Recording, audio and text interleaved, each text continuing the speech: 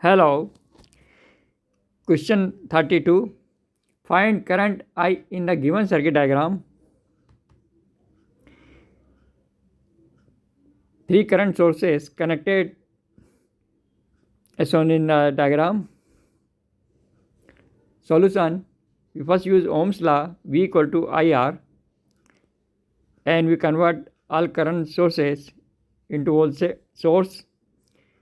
So 1 milliampere multiplied by 1 kilo ohm, this is equal to 1 volt DC, and 2 milliampere multiplied by 1 kilo ohm equal to 2 volt DC, and 3 milliampere multiplied by 1 kilo ohm equal to 3 volt DC. Now we redraw the circuit. All 3 voltage sources connected in series. We use here KVL law.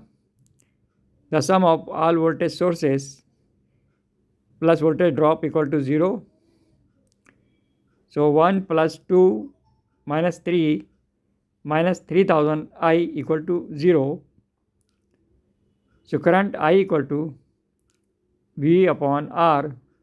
So V equal to 0, total voltage, and divide by 3000 ohm resistance. So I equal to 0 ampere.